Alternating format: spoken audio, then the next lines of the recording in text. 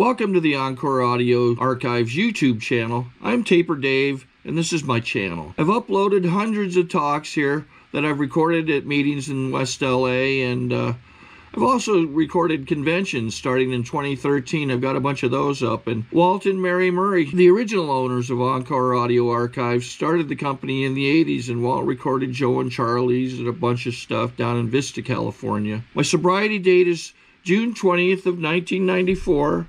I hope you find something you like, so please like and subscribe to my channel and comment down below. If you want to hear something that I don't have or that you don't see, I'll see that I get it. Anyways, take care and have a great day if you want to. Welcome our main speaker for tonight, Chris.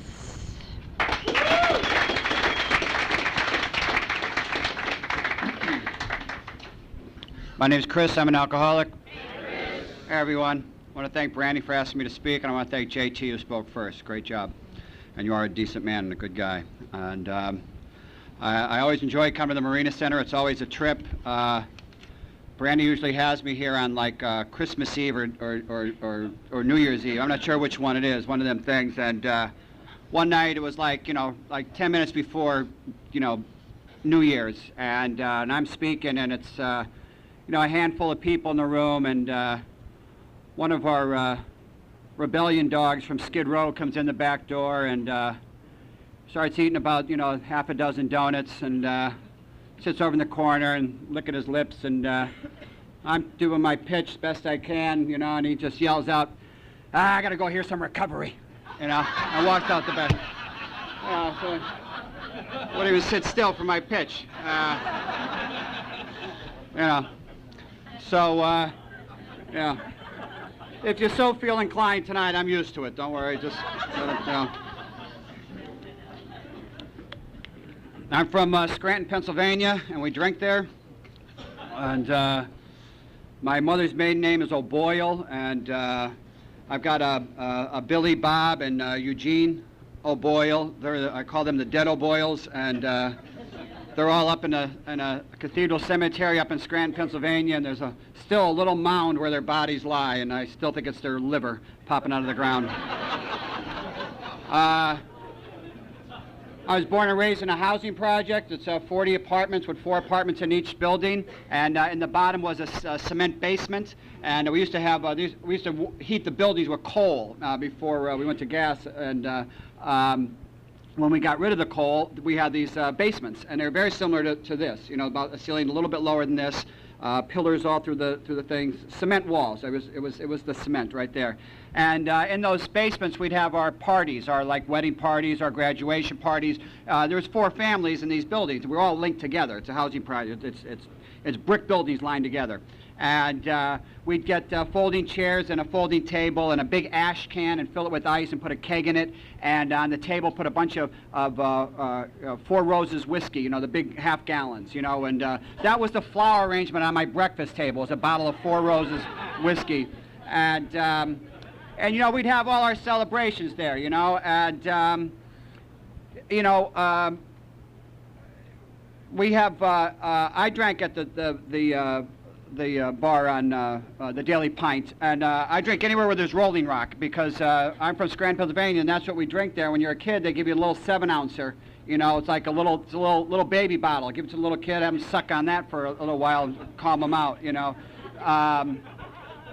So we, we'd have these parties, and my sister was getting married, so we had her wedding shower in the basement, and we had the same setup, and she would, open the presents that all her girlfriends got her. You open them and you show everybody. You show all the girls. Well, in the back, right where the coffee is, there was a table, and there was a punch bowl, and in that punch bowl was a ice cream sherbet drink, and a ladle and paper cups, and it was a good ice cream drink. Ice cream drinks are good. And when there's sherbet in it, lime sherbet, they're even better. And I was taking the ladle and put it in the cup, and every time she'd hold up something, the girls would go, ooh, and ah, and that's very nice. And I'd go, ooh, ah, that's very nice, And I'd keep drinking the ice cream drink, and she'd keep holding up things, and we'd go, oh, that's beautiful. Ooh, oh, it matches your eyes. Beautiful. So you. Oh, who bought that? Oh, And I'm getting loaded because the ice cream drink is loaded with gin. You know, it's the drink for the girls.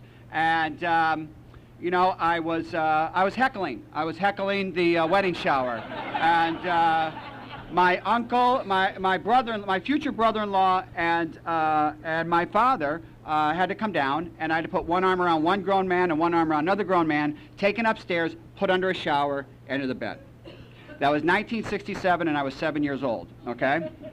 So that was my first drunk, and not only do I remember it, but everybody in the building remembers it. And I will say tonight that I did not go out on a run the following week, you know. I didn't hit the bars, you know. But I will say it wasn't much later, because in Scranton, Pennsylvania, that's what we do, we drink. And the summer between 6th grade and 7th grade, I don't know how old you are, what, 12, 13, something, that's when you start. That's when you start. And you start with quarts of beer, you know. And you start with quarts of beer on the weekend. That's when you start.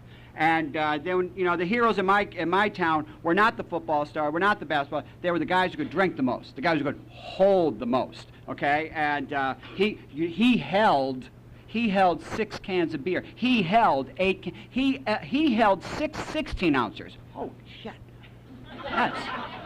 That's more than 40 points in a game. That's like huge. So I want what he has. You know, I want what he has. So, and then and as you graduate to your next level, you graduate to your next level. In high school, you drink 6-packs on the weekend and quarts of beer during the week, and you know, and it's on. And you know, what I would do is get drunk with my friends, and we'd go to Ann Lynch's house, you know, and Timmy Barrett and I would go to Ann Lynch's house, and we'd stand on her lawn, and it was like a hill. And we'd yell up to her window, you know, who loved her the most, you know, and, you know, we'd be pulling each other up the hill and down the hill, and I love her more, and I love you more, I love you, Aunt, you know, and that behavior kept going for a long time. Even as an adult, you know, I'm the type alcoholic that, you know, I'll pick up the phone at 3 in the morning and call the high school sweetheart, you know, from New York. She's in Pennsylvania, married with kids, you know, and I'll call, and the husband will go, hello, and I go, Ann, please, and he'll go, honey, it's him, and you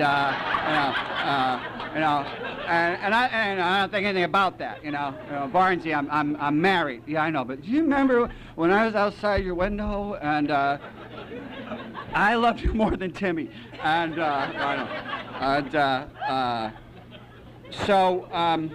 I graduated high school and barely, and I went to New York City. You know, I moved right to New York City. My sister lived in New York City, and I moved to New York City. I had gone to New York City when I was like 15, 16, and I loved New York City. And I went there, and I got a job. My first job with Archer Treacher's Fish and Chips down in 6th Avenue and 8th Street. And my first day I showed up, and there was nobody else there, just me. And then the owner came, and the district manager or something like that, and he goes, "Come on inside," and nobody showed up. And he goes, "I was supposed to be the busboy." And he said, "Do you know how to work the register?" And I said, "No." He goes, "Okay, you're going to work the register." And I said, "Okay." I said, "I got $86 a week for the busboy gig. What's for the thing?" He goes, $86 a week. Okay. And but it's a better job, isn't it? Oh, yeah. And so then the fryer chef didn't show up. And he goes, "You know how to do the fry chef?" I said, "No." He goes, "Okay, you're the fry chef now." This is all within an hour. I said, "Well, how much does that pay?" He said, "That's $86 a week." And by the end of the day, I was assistant manager, and I was still making $86 a week. And I'd get my check, and I'd go up to a bar on 49th and 2nd called Knickers, K-N-I-C-K-E-R-S, Knickers, on 49th and 2nd, and they would cash my check because Freddie, the bartender, knew my sister Pat. And I would cash my check for $86, and I'd sit there and I would drink it, and I would, you know, they would ring it was 90 cents a draft. They would ring it, and they'd put the check down, and they'd write your name on the back. And I thought that was very classy. I was very, very classy. I was very, very classy that my name was in front of me with the check, and I can't even drink legally in Pennsylvania, and I'm going, this is not bad. And there were 13 slots, so I can go through 13 drafts of beer, and they're like the big, thick mugs, and they were chilled, but I know there's only 6 ounces of beer, you know. And I'm whacking them down, and I'm causing a scene, and I get, you know, I'm an alcoholic. I get to know everybody. I'm like, conviviality, joyous occasions, a vision for you. It's all in there, you know. Let's go. Who are you? Nice to meet you. You know, I'm in. And you know, I knew everybody. I knew the waiters, the bartenders, and everything. And then the one day, the manager comes over and goes, Mike, the owner, wants to meet you. And I said, well, great. I'd love to meet the owner. And they go, his nickname is the Assassin. I went, oh, that's cute. And they go, he wants to talk to you. So I meet him, and he goes, do you know how to tend bar? And I go, no. And he goes, I'm gonna teach you how to tend bar. And he goes, as a matter of fact, I don't hire anybody who knows how to teach bar, because they're thieves. And he goes, the more money you put in the register, the more money you'll put in your tip cup. The more money you put in your pockets at a tip cup, the less fingers you have. And I go, okay, I got you. All right. And so that was the gig. I said, but I have this booming career down at Other Teachers Fish and Chips down in the village. He said, trust me. And so I was there. And I'm 17 years old, and I'm tending bar, and I'm hanging out with older guys. You know, we're going to after-hour bars in New York City in the 70s, and it was dynamite. I mean, it was happening. It was great. It was great. We used to go to a bar called Ye Old Triple Inn. It was right across the street from Studio 54, right? A checkered tablecloths, Christmas lights year-round. We used to sit there watching the parade of, you know, just drink Rolling Rock. They had Rolling Rock, and, you know, and I learned bar etiquette. And bar etiquette was, you know, if you were served a drink and it was $4, you tipped $4, and then the bartender knew that you knew bar etiquette and you were in, and that was it. You know, I'm bar people. You know, I'm bar people. You know, we one time took a $5 bill on 2nd Avenue, marked it with the red marker. It went through all of our bars in 1 week, that $5 bill. On that 2nd Avenue was bars like Eamon Duran's, Olunni's, Squirrels. These are the Mad Hatter. All these Irish bars. One night we closed this one Irish bar, and these guys put out their guitars and their flutes and their violins. They started playing. I'm going, oh my God! It was the Chieftains. You know, it was the Chieftains doing a concert at Madison Square Garden, hanging out at the bar. We're playing Irish poker. I'm going, these guys are very good. They're very, very talented group of musicians. They should do something. You know, fucking Chieftains. And. You know, and I loved after-hour bars and the after-hour bars, and then they had big 6 wheels. You know, it was all bartenders and waitresses. It was all restaurant people, and it was a blast. And I loved getting on the bus at like 11 a.m., you know, and watching all the losers, you know, who had to work, you know, down 2nd Avenue. I'd take that bus, you know, and I never had to see daylight because it wasn't a requirement, you know. My requirement was to be into work at night, you know. And we hung out, we did wild things, you know, and that was part of it. Blackouts were as early as the green sherbet drink. You know what I mean? Blackouts, I don't know drinking without it. You know, I really don't. Finding out what you did the next day, the night before, is sport. You know, that's just part of the deal. Do you know what you did last night? Of course I don't know what I did last night. Tell me what I did last night. You know, how about that bump on your head? You know what that's from?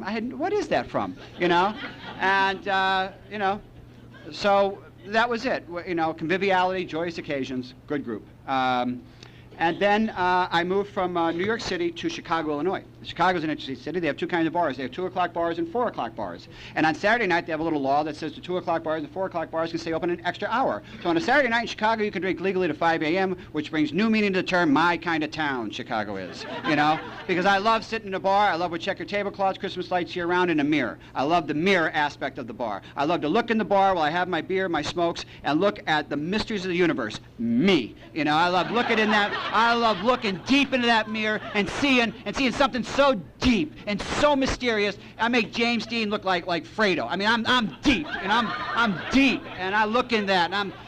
Oh. If I got any deeper, you know, it was like I just loved it, you know. And I love sitting right by the jukebox. I love manning the jukebox, you know, and you know, and I had a great time in Chicago, no problems, you know.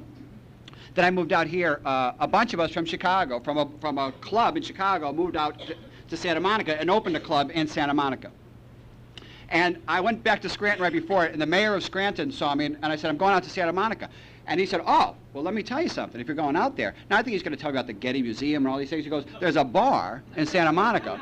It's called the King's Head, and they, the woman who owns it is a Sweeney girl, and she's from Scranton. As a matter of fact, she knows your sisters. You know, so it's like, okay, you know, so I get out here and I go to the King's Head and I meet the Sweeney woman, and she says, what can we do for you here? And I said, well, I noticed you don't have Rolling Rock. And she goes, well, get Rolling Rock in. And I am happy to report that Rolling Rock is still the #1 selling beer at the King's Head here in Santa Monica. Thank you very much. So I left the King's Head and I walked down. Apparently there's an ocean. Apparently there's an ocean down there. And I walk down Santa Monica Boulevard, Ocean Avenue, and I take a left. And if I had gone a half a block more across the street, I would have seen the ocean. Apparently, it's right there, they say. And I took a left and started walking down. If I even looked right, I would have saw this thing they call a pier. It's a pier, and it's crazy. That's that's down there. And I crossed the street, and I heard the music. I heard the music. I heard the angels singing, and there it was, checker tablecloth, Christmas lights year-round, Southern Florida with Shay J's, and I found Shay J's, and it was like, I've arrived, and I walked into Shay J's, and I don't like windows. I'm not a big fan of windows, and there's only one windows at Shay J's, and it's in the door, and it's a porthole, and it's right here. And if you sit your bar stool properly, you can get a suntan on each side of your face. You have to sit this way, and then you have to sit this way, and if you get it, you can get a suntan. But that's the only way. And I met Jay, and I met his wife, and they were really great people. And there was about 30 or 40 of us that moved here, and I said, we're here, and we'll be here tonight. And he said, great. And we come in every night after we closed up our place, and it was great, and I loved it. Again, conviviality, joyous occasions, fun. Got Rolling Rock in, and it was a blast, and I had a great time. And our club was doing great. We're having a great time. Everything was going wonderful, Some physical things were starting to happen. In the Big Book of Alcoholics Anonymous, in the doctor's opinion, it says any description of alcoholism that does not include the physical is an incomplete description of the alcoholic. An incomplete description of the alcoholic. Shakes is a physical, okay? Tremors, that's physical. Twitches, that's physical. Losing weight is physical. Bleeding gums is physical. The spins were getting really, really wild now. Having to put my foot off the side of the bed was something I'd done a long time. Flying gargoyles out of the corner coming to my face, that was new. Screaming as loud as I can and no sound coming out, that one? Screaming and nothing coming out. And that was interesting. And I also developed this other, this is neither physical or, this is all just mental. This is a little thing well, here's what happened. Shay J said he had a talk with me, and because I had gotten this other job, and that job had ended. And I just kept hanging out at Shay J's and signing my checks. He said, we have a $3,000 bar tab. You have a tendency to sit down with my dinner customers uninvited, start conversations unprovoked, and you're not an attraction, basically, in my restaurant between the hours of 6 and 9. That's my dinner crowd, Chris. And I would appreciate it if you would not come in here during 6 to 9. Now, you would think you'd go, ooh, wow, this guy's a very nice man, and he's telling me I'm a problem in his place. And I said, that's a great idea, Nothing registered. I went, oh, okay. You know what, I can get some things done between 6 and 9. That's good. It'll work out for both of us. And that's my thinking. And I'd come back, and later on, I'd hung out with all the, I knew everybody there. And then it got worse, and I started mumbling. I was mumbling more. I started to smell physical. And people started to move away from me. And when I would walk into the bar, in the old days, I'd walk in, everybody would go, hey, like I was Norm. Hey, Norm! It was like this, hey, And now when I'd push open the door, you'd see them go, it's pitiful, incomprehensible demoralization in their eyes for me, And you shake these things off, Good alcoholic shakes this stuff off, They'll come around a little while. I'll put my charm on. My smoldering charm, and I'd sit down, and then when I would leave the bar, I lived across the street from the bar. I always believe in living close to your bar, and I'd stand a step off the curb, and when cars would come down Ocean Avenue, I'd watch them come, and when they get by me, I'd go, hey. Now, I don't know what the hell I was going to say if anybody ever stopped, because nobody did, but I had no backup plan. I would just yell, hey. And, and another car would drive by, and I'd go, hey. And I'm on the street now. And I'd see friends of mine who worked at, like, Harbell's, 2nd Street Bar and Grill, that I knew, that I had seen earlier in the night, drive by, and they're driving home. And I'm in the middle of Ocean Avenue going, hey. you know. Sorry to interrupt your viewing. Taper Dave here. Just wanted to take a second to ask you to like and subscribe to my channel. Let me know if you like what you're listening. I've got some very good talks here, and this one's a great one. Just curious, do you think this is better than Zoom? Tell me what you think. You know? And you'd think you'd go, something's up. And just as I was about to go, something's up, another car would come and, hey, you know. And I can tell you, it's been 10 years since I've stood in the middle of Ocean Avenue and yelled, hey, to a car. Thank you.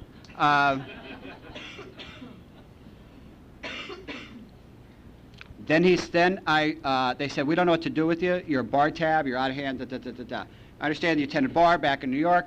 Why don't you attend bar on Saturday and Sundays here at Shay J's? We don't serve food. They do now. We don't serve food. You just set up the bar for the night people, and you can start working off your tab. And I said, well, okay, that sounds great. And nobody came into Shay J's Saturday afternoon. You know, there's just one crew, and it's like, you know, and I've been to each one of their funerals since. And I just was at one about 3 weeks ago. And I would finish my shift till 6 o'clock. I'd roll up the money, put it in the back, and I'd come out and have my round, my little after-work round, which was 3 Jagermeisters, 3 Rolling Rocks, 3 Cuervo Golds, and 3 Remy Martins. That was my round, my little round, bang, bang, bang, bang, bang, and then I had to leave because I wasn't allowed in there. I could work there, but I couldn't hang out there, okay? Again, you'd say, something's up here, and I'd go home and I'd come back. And this was my little bit, and I'm doing that, and again, the spins are all happening. You know, I got this thing. This was another physical. That I would wake up, I'd have to have a drink. Okay, I'd have to have a drink, and I would have to vomit that drink, and then I could start the day. I remember one time reaching over the corner of the bar on a Saturday afternoon for a drink prior to my employment there, and grabbing my drink and my hand shaking like this, and I go, oh, that's Uncle Gene, Uncle Bob, and Uncle Billy's hand. That was their hand. That's the way they grabbed a drink, you know. And I had to reach and pull it out from between the guys sitting there at the corner of the bar like this. And when I saw these two guys at the corner of the bar roll their eyes, and when the guys at the corner of the bar, Shay J's roll their eyes, something's up, you know. And I remember looking at this drink going, this is that line, you know, without even knowing, not knowing, I'm going, this is the line. You drink this, you're crossing the line. Whack, you know, and I crossed the line, you know. And that line is, now I have to drink. Now I have to drink on waking up. Now I have to drink on waking up. Now I have to drink to stop the shakes. Vomit, da, da, da. So I finish my shift one night, put the money away, I go home. I make my normal call to Bruno's Pizza. I'd order a pizza, and that's what I would do. I'd eat my pizza and then go back to the bar later. I'm walking up the street to get my pizza, and everything starts spinning. And I'm going, wow, this is different. It's a little bit different than all the other little spins. And I look over at Shay J's, and the door's open. I'm going, okay, I'm not allowed in there. And I'm looking at Bruno's and the neon lights, and I'm going, oh, geez, you know. And I grab onto this wrought iron fence, and I just hold on. And I'm telling you, man, something's moving. And I just look at Shay J's door and I bolt across Ocean Avenue. This is the reason why he didn't want me in there between 6 and 9. You know, this incident. You know, I run across Ocean Avenue, kick open the door, run through like E.T., like run through the bar. You know, like, you know, waving my arms like that. And I go, what is that? You know, up the back steps, up into the back room. Jay comes back. One of the waiters come back and they go, you don't look so good. And I said, I don't feel so good. And they said, just get down. You know, so I'm sitting there, and one guy goes out, gets water. The other guy gets ice. I get down on all fours. It's spinning. I grab the carpet with my fingers. I lay down prone. I hold on. I'm holding on. The room is spinning. Then boom, I go into a grand mal seizure, start flipping like a guppy on a windowsill, you know, just like whacked. And then boom, you know, out, you know. And in a vision for you, it says, then it will happen. You will face the emptiness of the loneliness will settle down, and the emptiness will thicken and become even blacker. And then we will face the 4 horsemen of the apocalypse. And I was face down, out-of-body experience, floating up, 2 Grim Reapers on the right, 2 Grim Reapers on the left, speaking in tongues, and I'm hearing everything, floating up and going, this is different. And, you know, and I'm going, whoa, you know, and I'm hearing everything like da-da-da-da-da-da-da-da-da. I float back down in my body, and I'm out cold. And this is not the white light Bill Wilson experience. This is the vision for you, like, you know, 4 horsemen of the apocalypse experience. Well, the sentence ends like this in the big book. Unhappy drinkers who read this will know what we speak of. What the fuck is that? Booga, booga, booga. Why don't they put that in there while they're at it, you know? And, you know, out. Jay comes back, the waiter comes back. Jay gets on the phone, calls an ambulance. I go, I'm not getting in the ambulance. He said, if you saw what we saw, you'd be in the ambulance. I said, I'm not getting in. Just take me home. Just take me home. He hangs up the phone. I put my arm around one grown man, put my arm around another grown man, and they take me home. No difference from 1967, okay? 1992, no difference. My drinking career ended where it started. Took me home. I was 117 pounds. The Big Book of Alcoholics Anonymous describes it perfectly. I was an unlovely creature. The alcoholic in his cups is an unlovely creature, and that's what I was. I was an unlovely creature. Took me home. I just sweated.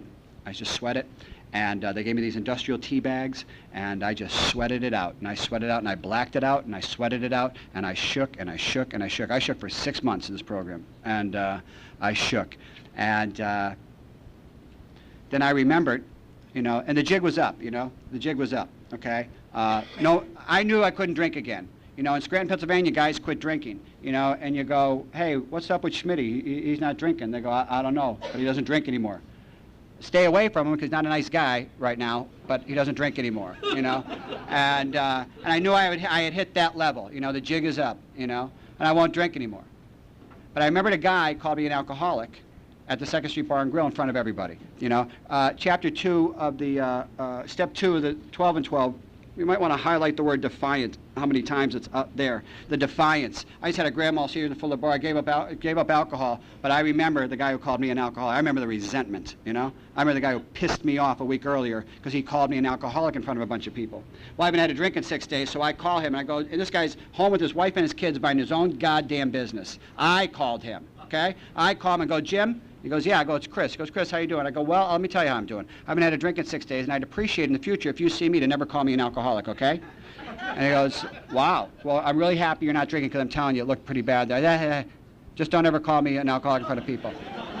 And he goes, listen, he goes, it sounds like you need a meeting of Alcoholics Anonymous. I said, Jim, I didn't call you to ask you what I need. I'm calling you to tell you to never call me an alcoholic in front of people. What is so wrong with this? Is there bad communication here? Goodbye, click. About 5 minutes later, the phone rings. I pick it up. The guy goes, Chris, congratulations. My name's Lenny. I'm a friend of Jim's. I already had a drink in 6 days. It sounds like you need a meeting of Alcoholics Anonymous. I said, look, Lenny, take my number, rip it up, and don't ever call me again. Click, okay? 5 minutes later, the phone rings again. I pick it up. The guy goes, Chris, congratulations. My name's Jerome. I already had a drink in 6 days. Sounds like you need a meeting of Alcoholics Anonymous. I'm a friend of Lenny. Jerome, don't ever call me again. Click. Phone rings again. 5 minutes later, I pick up the phone. He goes, Chris, this is Lenny. I said, Lenny already called you. He goes, no, that was white Lenny. I'm black Lenny. I heard you have a drink in 6 days. Sounds like you need a meeting of Alcoholics Anonymous.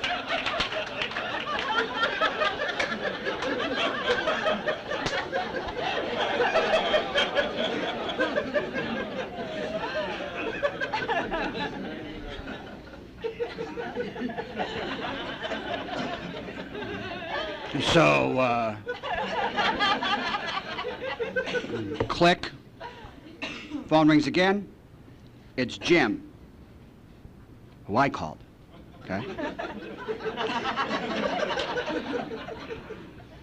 By no effort of our own, you know?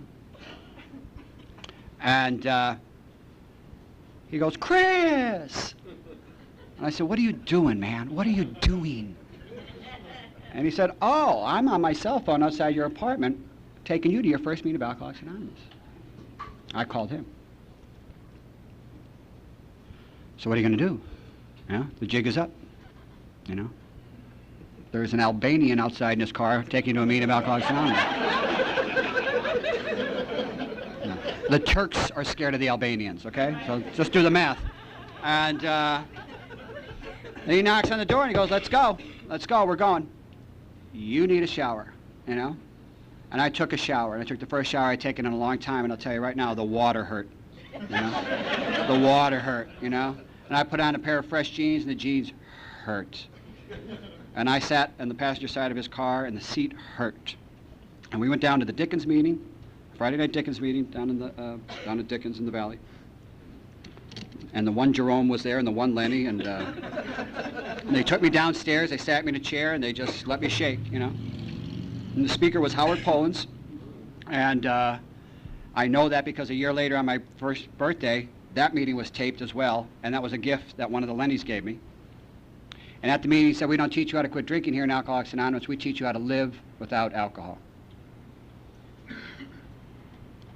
Well, that was a sentence I had never heard before in my life. but I grasped that sentence. Because I don't need to be taught how to quit drinking. I just had 4 Grim Reapers hanging out over my head. I think I got it, okay? But I do not know how to live. My sponsor's here, Jack, and he says, you know, we drink to anesthetize and dramatize, you know? And I don't know how to live without anesthetizing, you know? And I love to dramatize, you know? So I went, well, okay, I do not know how to live. Because in Scranton, Pennsylvania, when the shit hits the fan, we drink. We just drink. Somebody dies, you drink because you can go into shock. You know, we just drink. It is always the solution. If I have a problem with somebody, either the problem goes away or the people I have the problem with if I drink. Many times they came into Shea J's looking for me and go, there he is, look at him. Leave him alone. Just leave him alone. Look at him. Pathetic. Out. So, afterwards, they took me to Fat Burger, which is one of the cruelest things you can do to a newcomer at a first meeting. And they ate a Fat Burger in front of me, you know, and, yeah, just, ooh, that's a spiritual awakening of the educational variety. And they said, tell us about your drinking, and I told them about my drinking, and they went, oh, okay. And they go, the West Side Alano for you, and I didn't know what that meant, and they took me to the Saturday meeting, the West Side Alano, and then they took me to the Sunday. On the way home, this is interesting, that Friday night, they took me back, and they said, you got to quit your job at Shea J's, by the way, you're not going to work there, you know, and I said, or somebody's got to cover it for you tomorrow, at least. So they went into the bar, and said to the bartender, we got Chris in the car, we just heard his first meeting of Alcoholics Anonymous, he's not going to be able to work here tomorrow, can you cover the shift? And the guy goes, no, I can't cover his shift, but that's great. I can take him to that meeting tomorrow. I'm Dave, I've been sober 8 years in Alcoholics Anonymous, and I've been serving Chris doubles for the past 2 years, hoping he'd hit his bottom a little earlier. It's like, what the fuck is going on? You know? So if you're new, yeah. Welcome. No way around it. And he did. And he took me to that Saturday meeting. Then Sunday, that Lenny took me to the Sunday meeting. They were giving commitments that Sunday meeting. It was the end of a year, and they're giving out the commitments. And they gave the secretary, they voted a new secretary in. Now, I can't even, I'm shaking. I can't talk. I can't do anything. And they go, how about the cake commitment? And Lenny stands up and goes, I nominate Chris. I will co-sponsor him with the cake commitment. All in favor say aye, aye, aye, aye, aye, aye, aye, aye, aye, aye, aye, aye. And they said, let's start, Chris, you're the new cake commitment. I go, Hercules, Hercules. You know? And every week, I never touched the cake. Every week they say, let's thank Chris for the cake. And Hercules, Hercules. And 6 months later, they gave me matches, and that's when the shit really hit the fan. You know, it's like, one day there was like 80 years worth of sobriety, and I was a mess, you know, for months. You know? You know, they said, go ask that guy to sponsor you, you know, and Lenny was my sponsor to, you know, to get me started. One guy was talking, he had me laugh, and they go ask him, you know, his name was Fast Eddie, and he had like this Mississippi Swamp AA program, and he got he goes, yeah, you know, he was meeting me there was a coffee shop by the bowling lanes, and he said, okay, meet me here for lunch, and I talk, and he had a half hour for lunch, and I would talk for 28 minutes of lunch. He go, hey, you done? And I go, yeah. He goes, see you tomorrow. And he goes, yeah, you're unemployed and unemployable. I said, well, I'm an actor. I'm going to be, you know. He goes, he said, what do you really want? I said, I want a 3-picture deal and a sitcom. And he goes, well, that's all going to happen. And I said, really? I'm like this. I go, really? What am I going to play? Corky's brother? What am I? And he goes, no, it's all going to happen. You're going to get that. And I said, well, this is great. He said, yeah. I said, 3-picture deal and a sitcom. He goes, that's right. It's all going to happen. Or it's not. What is that? What is that all about? Huh? And he goes, it's not the point. He goes, the point is to be a maximal service to God and your fellow man. He goes, you had a good job. He goes, you had a good job. You're just going to not drink one day at a time, you know. So why don't you take the job over at that D's coffee shop that they've been offering you, and just, I said, there's no money. He goes, not about money. You just got to acclimate yourself back to society. You just got to start being around people and not drinking one day at a time and going to meetings, you know. I'm okay. And after about 6 months, he was stationed here at the RAND Corporation with the United States Air Force, and he left, and I heard Jack speak, and he said, get yourself, I had done all my steps with him, up to 10, and he said, get yourself a 10, 11, 12, get your sponsor, get somebody else what you want. I heard Jack speak, and I got what I wanted. And today I have the AA program. You know, I stay in touch with my sponsor. I sponsor guys. I try not to let 2 days in a row go by without a meeting. You know, my whole life is, everything I do in my life is just shit to do in between meetings. That's my program. That's my program. And, you know, therefore the disease centers in the mind. Today I know the disease centers in my mind, you know. I'd like to say that you hurt my feelings today, but the truth is you didn't hurt my feelings, you hurt my thoughts, you know. My thoughts, my feelings are subtle, my emotions are subtle thought forms, you know. You say it, I think it, you know. You look at me, I think it. You know, I don't feel it, I don't have a feeler. You put me under x-ray, you're not going to find a feeler here, okay? You're just going to find this thing going, oh, I know what that is, you know. You go like this, I go great. You go like this, I go this, back to you. You know, that's the way it works. I see it, I react, you know. And it turns out, so my thoughts are my problem today. And unfortunately, I got this little thing, I have a set of thoughts. I have an encyclopedia of thoughts, little set, little Britannica, A through Z, set of thoughts that I came up with for you to decide who I am. It's called my ego. Set of thoughts that I came up with for you to decide who I am. You know, I don't know who you think you are, but I know who I thought I was. I think I'm the three Bruces, Lenny Bruce, Bruce Springsteen, and Bruce Lee, okay? Turns out I'm none of them, you know? And it turns out that there is one who has all power, that one is God, may you find now. And it turns out that as we draw near, more is revealed. And it turns out that God does not make hard turns for those that seek. And that's been my program. As I draw near, more and more is revealed to me, you know? A God of my own understanding is the God of my own as I draw near. As I draw near, God is revealed more and more to me. And today I just do the deal. And if you don't know what the deal is, get a sponsor. They'll tell you what your deal is, you know? My mother was at O'Boyle, and I had 2 years of sobriety, and I got a phone call from my sisters. They said, it's Mom. What about Mom? Well, we found her at the end of the bed. She has a broken rib, broken arm, and she was holding a bottle of Four Roses whiskey. We think it's the booze. Really, Sherlock. She wants to quit drinking. We don't know what to do. Can you come home? I have learned one of the most important things in Alcoholics Anonymous. I can now say, let me get back to you. My sponsor taught me this great thing. Let me get back to you, you know? And I hang up the phone and I call my sponsor. I go, what do I do? And he said, well, you can go back. But we're an attraction, not a promotion. You can go back. Let's look at your finance, look at where you're at. You know what? Turns out you actually can go back.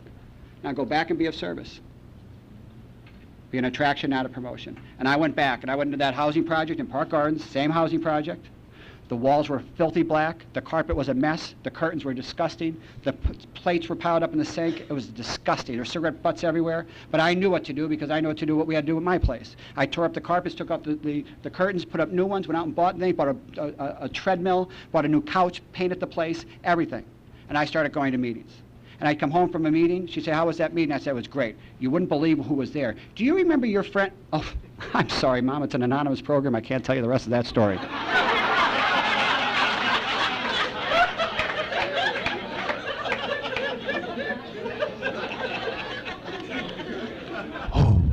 Who?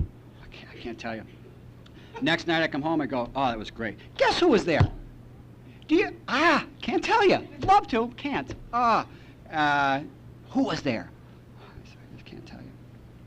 I started making those Ensure milkshakes for her, and started getting her on the treadmill, and started getting her, and then we started going to meetings.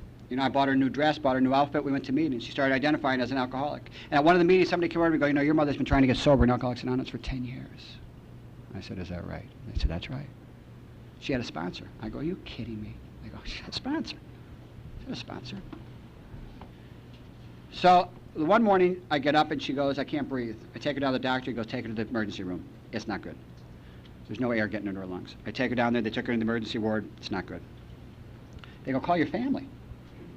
Call your family. What are you talking about calling your family? Call your family. Come in. Anyway, it's not good. They come down, they go, here's the deal. The abuse she's done to her body, she couldn't take chemo, she can't take anything. We have a hospice on the 7th floor. That's our suggestion. Family gathers, hospice. Call my sponsor, what do I do? He goes, LA's not moving anywhere without you right now, you know? You're an attraction, not a promotion. I stayed there, I moved into the room with her. Alcoholics Anonymous in Scranton, Pennsylvania, which is still a secret society. They park 3 blocks away, you know what I mean? You know? There's no cakes, there's no clapping, there's no laughing. It's a glum lot, folks, you know? But they showed up. They bring the tape recorder, they brought the big book on tape, they had meetings in the room, they'd speak, they'd share. And Christmas night, we had our Christmas dinner there, and family room, everybody left, snow's falling down, running my fingers through her hair, and I saw my mother take a 3rd step, the only way an Irish Catholic 70-year-old woman can, real slow, real slow. And she passed away that night sober. Not like Jean, Billy, and Bob O'Boyle. She died sober. And I closed her eyes, called the doctor in, it was a blizzard, whatnot, handled the funeral, picked out the casket, picked out the stone, got the flowers, had my friends play music, had my buddies carry the casket. It was a gorgeous, gorgeous, gorgeous, gorgeous event. We drove back up the housing project in file. And at the funeral, somebody said to me, you know, Chris Barnes, you turned out to be a good son. And I said, I'm not a good son. I'm a halfway decent member of Alcoholics Anonymous. And in this world, that equals a good son. That equals a good partner, a good mate, a good worker, a good guy.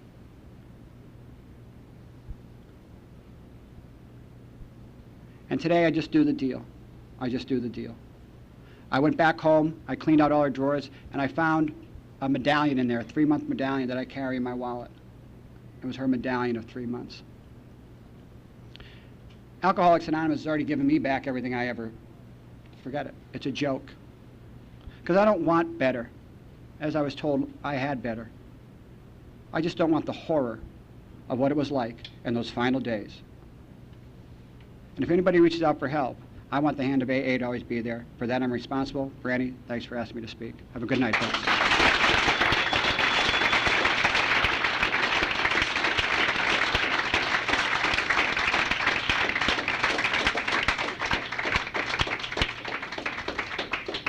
I think we got a great talk going on here. Thanks for watching the channel. Taper Dave here. Just curious, do you think this is better than Zoom? Okay, this is how I prepare my drone for launching. I like to do it inside the cab of my truck so I'm not standing outside in the weather. To install the joysticks for control, up and down, right and left, powered on. I have an Android phone that I use to connect it to the drone with. And it's actually controlled through the iPhone, through an app. Oops, wrong way. It's actually controlled through the iPhone, or through this Android phone, through the app. It's actually controlled through the Android phone, through an app, and you connect it through this short connection right here.